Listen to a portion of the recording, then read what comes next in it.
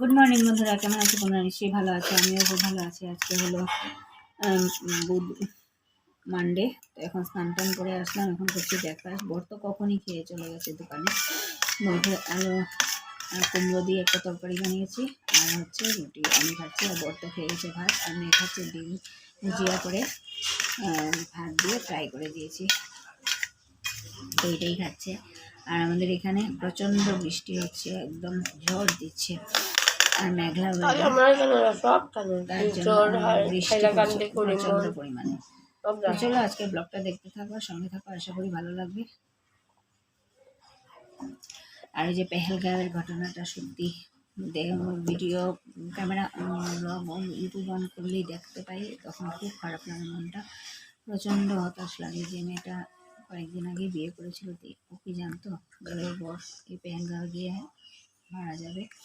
ওর হাতের মেহেন্দি উঠেনি, তার সাথেই বোরকে হারালো। চলো ব্লগটা দেখতে থাকো, শুনে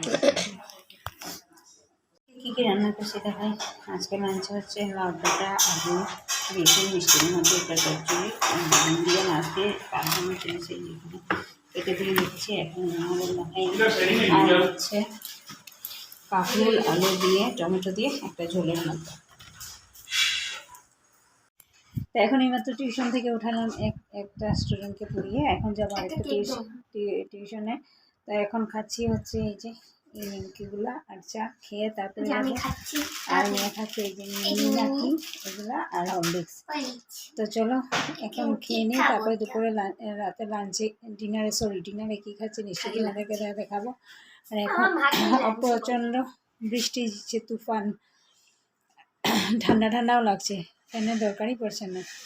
তো চলো আজকে ব্লগটা দেখতে থাকো, সঙ্গে থাকো।